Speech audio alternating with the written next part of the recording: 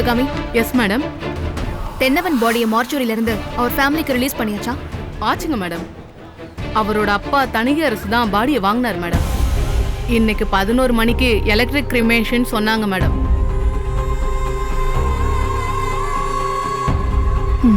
சரிங்க மேடம்.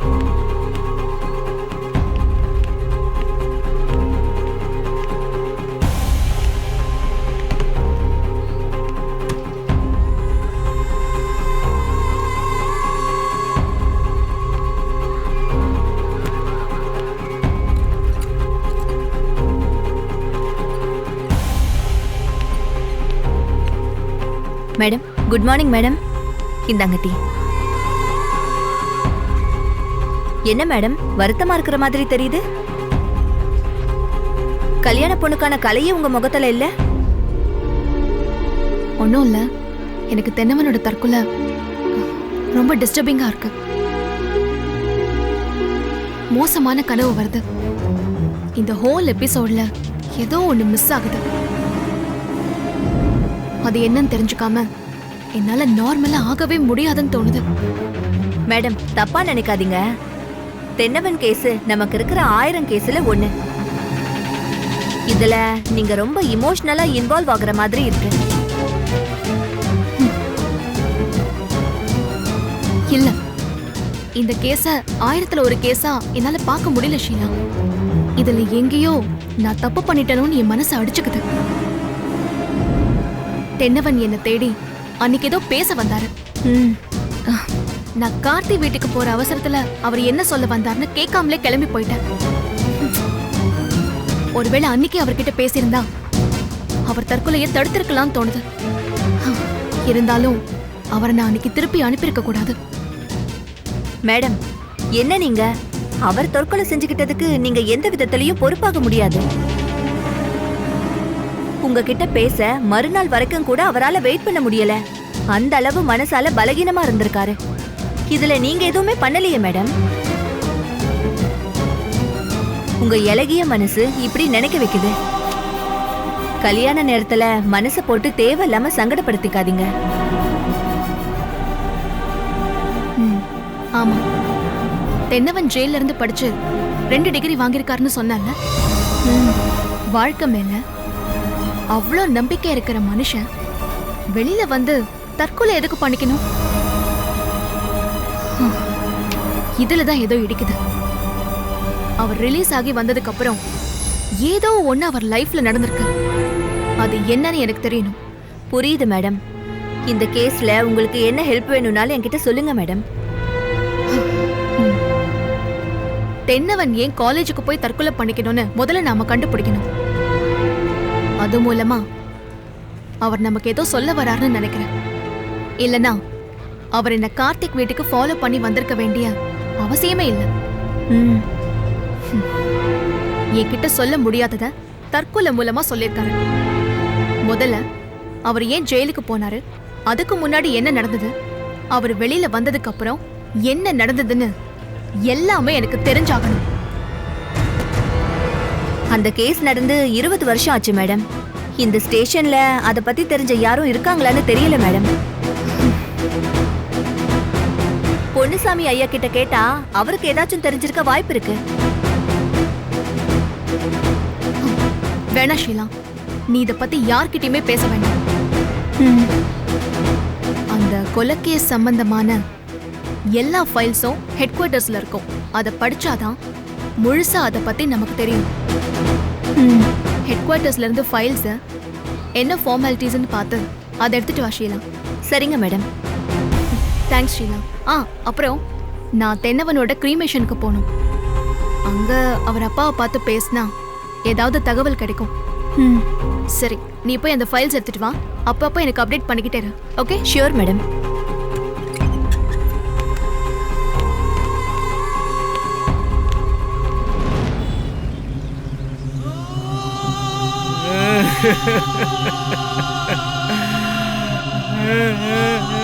என்ன மறுபடியும் அனாதையா விட்டுட்டு போயிட்டியேடா. இத்தனை வருஷமா நீ ஜெயில இருந்தாலும் வந்துருவேன்னு நம்பிக்கையில் இருந்தனே. இப்படி திரும்ப வர முடியாத இடத்துக்கு போயிட்டியேடா. இனி நான் எதுக்காக வாழணும்னு தெரியலையே. இன்னும் என் உசுறு போகாம எதுக்காக இப்படி ஒட்டிக்கிட்டு இருக்குன்னு தெரியலையே. பிள்ளைக்கு கொல்லி வைக்கிற கொடுமையையும் இந்த கிழமை அனுபவிக்கணும்னு தலையில எழுதி வச்சிருக்கு. அநியாயமா வாழ்க்கை இப்படி நாசம் பண்ணிட்டாங்களே. ஜெயில இருந்து வந்தாவது நீ வாழ்வேன்னு நம்பினேனே. நான் என்ன பண்ணுவேன்? எங்க போய் நாயன் தேடுவேன்? காரியத்தை பாருங்க. அந்த பக்கம் பார்த்து பிடிங்க. என்னவா இப்படி போறியடா?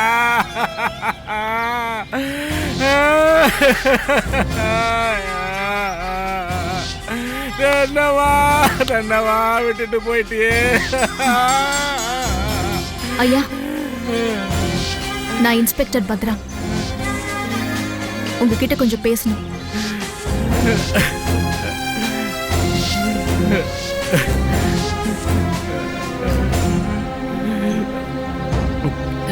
வணக்கம்மா. உங்க பையன் தென்னவன் எதுக்காக தற்கொலை செஞ்சுக்கிட்டாருன்னு உங்களுக்கு தெரியுமா? அவன் தற்கொலை செஞ்சிக்கல, தென்னவனை கொலை செஞ்சிட்டாங்க. படுவாவிங்க கொன்னுட்டாங்கம்மா. செய்யாத தப்புக்கு ஜெயிலுக்கு போய் தண்டனை அனுபவிச்சா அதுவும் அவங்களுக்கு பத்தல போல இருக்கு. அதான் இப்படி கொலை பண்ணிட்டாங்கம்மா. இல்ல, நீங்க தப்பா புரிஞ்சிருக்கீங்க. உங்க பையனை யாருமே கொலை பண்ணல, அது தற்கொலை தான். நான் தான் இந்த கேஸை ஹேண்டில் பண்றேன். தற்கொலைன்னு போஸ்ட்மார்ட்டத்திலேயே உறுதி ஆயிருக்கு. அதுக்கப்புறம் நான் நேத்து தான் கோர்ட்ல ஆர்டர் வாங்கி ஈம காரியத்துக்காக பாடியை மார்ச்சரியில இருந்து ரிலீஸ் பண்ண வச்சேன். வாழ்நாள்ல பாதியை ஜெயில தொலைச்சிட்டு இன்னும் எதுக்கு நடபடமா வாழணும்னு தற்கொலை செஞ்சுக்கிட்டான்னு நினைக்கிறேன்.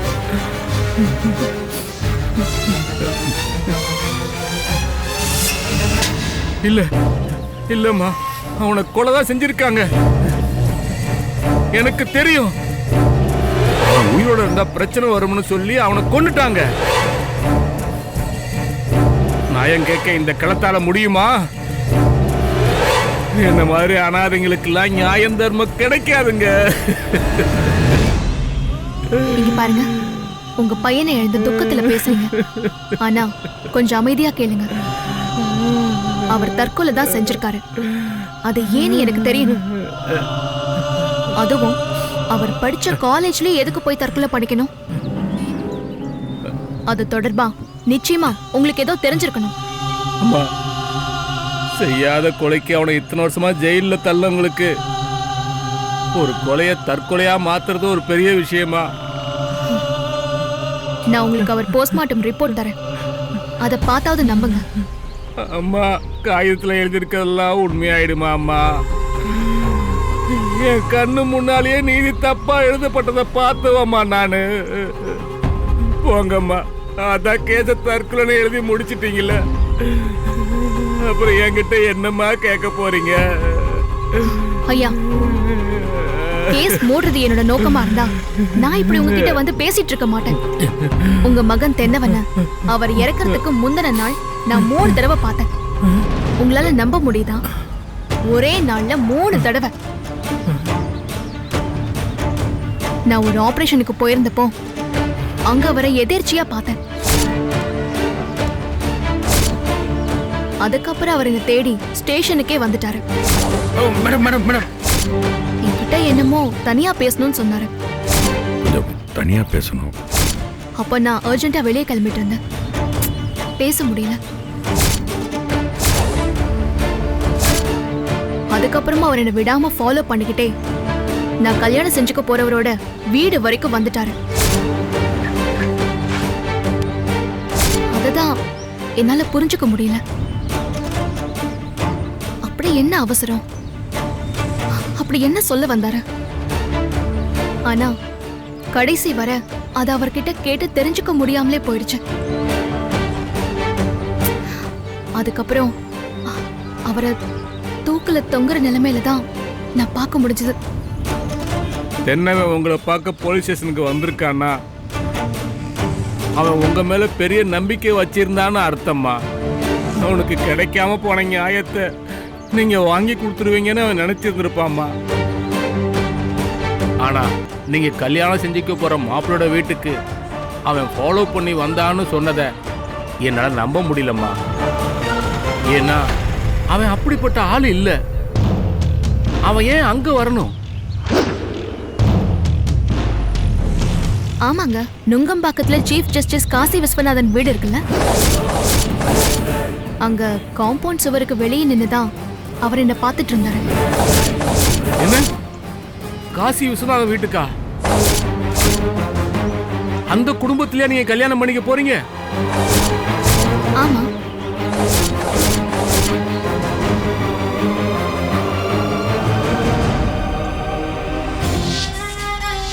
இப்ப புரியுது எனக்கு. என் புள்ள உங்க மேல பெரிய நம்பிக்கை வச்சுதான் உங்களை பார்க்க ஸ்டேஷனுக்கு வந்திருக்கான். ஆனா நீங்க அந்த குடும்பத்துக்கு மருமகளா போக போறீங்கன்னு தெரிஞ்சதும் அவனோட நம்பிக்கை மொத்தமா செத்து போயிருக்கும். அதான் அவனும் செத்து போயிட்டான்.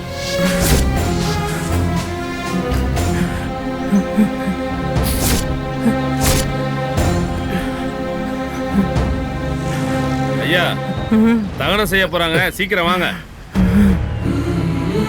பிள்ளைக்கு கொல்லி போடுற நிலைமை எந்த தகப்பனுக்கும் வரக்கூடாதுமா, வரக்கூடாது.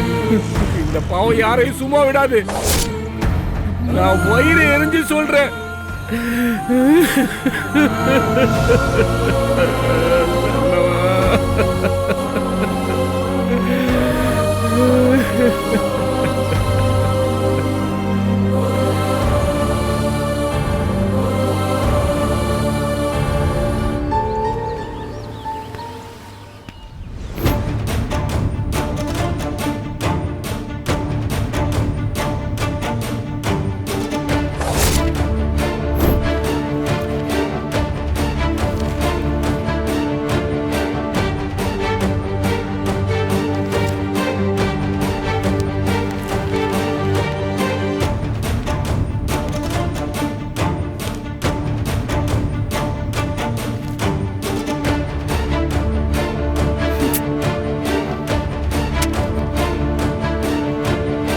தென்னவன் அந்த கொலையை செஞ்சிருக்க வாய்ப்பே இல்லைன்னு என் மனசுக்கு தெரியுது. ஆனா வழக்குல அவருக்கு எதிரா எல்லாமே கச்சிதமா அமைஞ்சிருக்கேன். ரொம்ப பெர்ஃபெக்ட்டா இருக்கிறதுனாலயே இது உண்மை இல்லைன்னு தோணுது. சட்டம் தெரிஞ்ச யாரும் சரியா ஜோடிச்சு வச்சிருக்காங்க. தென்னவன் கொலை செய்யலன்னா வேற யாரு செஞ்சிருப்பா? இந்த கேஸ் ஃபைல்ல எங்கேயும் தென்னவனை தவிர வேற யார் மேலேயும் சந்தேகப்படும்படியா எதுவுமே இல்லையே. நிச்சயமா ஏதோ ஒரு பெரிய இடத்து இன்ஃப்ளூயன்ஸ் இருந்திருக்கணும். கீதாவுக்கும் தென்னவனுக்கும் நடுவுல வந்து வழக்குல இருந்து மறைஞ்சு போன அந்த மூணாவது ஆள் யாரு?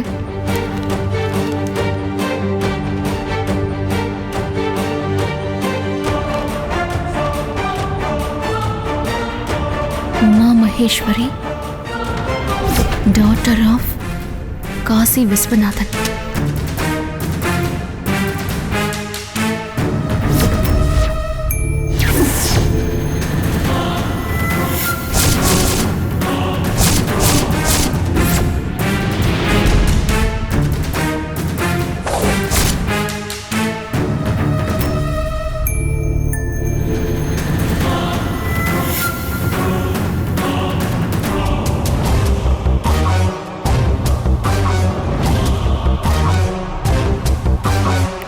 தென்னவன் son of Thanigai Arasu, Uma Maheswari, daughter of Kasi Viswanathan.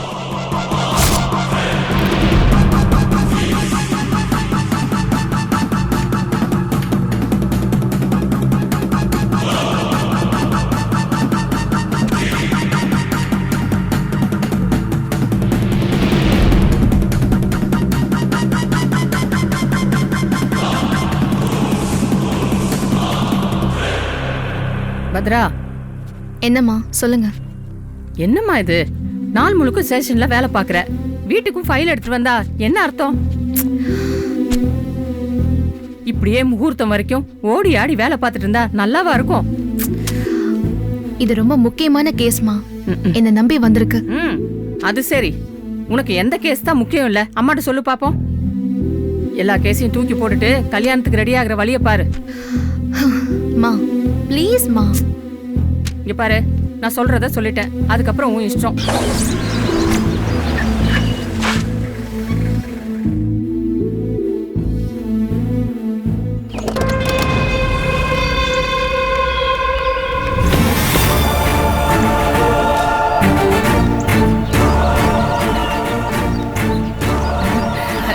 வாங்க வாங்க. என்ன திடீர்னு இந்த பக்கம்? ஏன் நாங்க இங்க வரக்கூடாதா? அப்படியெல்லாம் இல்ல, வாங்க உள்ள வாங்க. ம் வாமா, ம். உட்காருங்க உட்காருங்கம்மா. பத்ரா எங்க? உள்ளதான் இருக்கா. பத்ரா, தோ வந்துட்டா.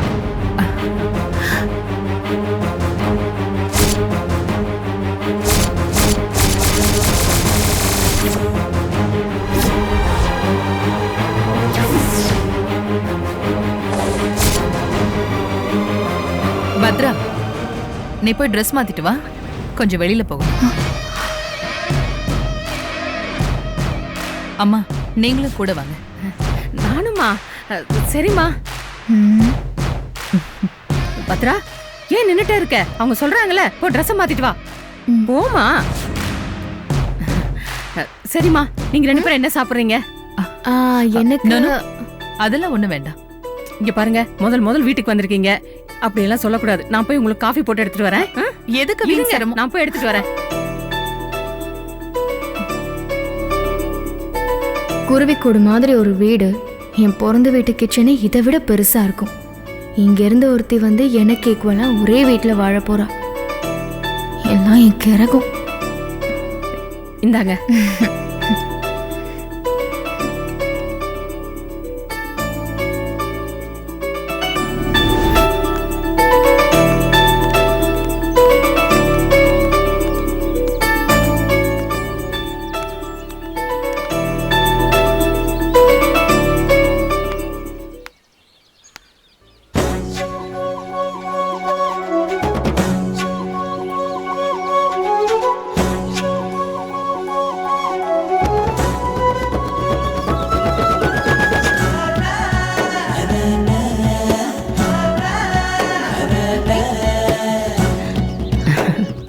நீங்களும் வந்திருக்கீங்களா? ம், எனக்கு தெரியவே இல்லையே. ஏன் வெளியவே இருந்துட்டீங்க? உள்ள வந்திருக்கலாம்ல. பரவாயில்ல, வாங்க உள்ள போய் ஒரு காஃபி சாப்பிடலாம். அதுக்கெல்லாம் நேரம் இல்லை இப்போ.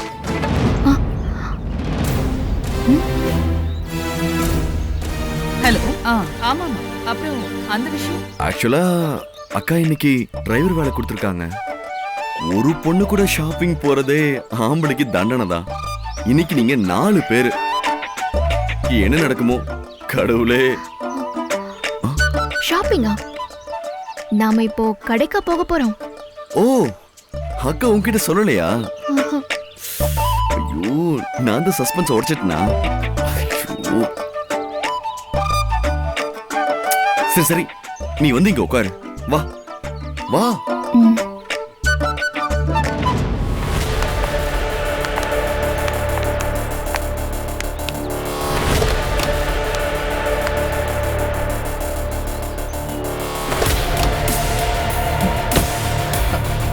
நீ ஏமா இன்னும் நின்னுட்டு இருக்க? கார்ல ஏறு. காசி விஸ்வநாதன் வீட்டுக்கா?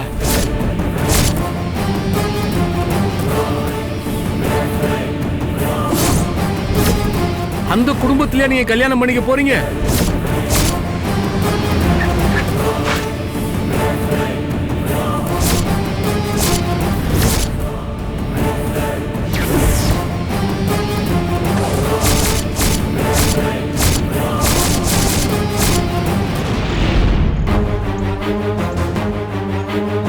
ம்.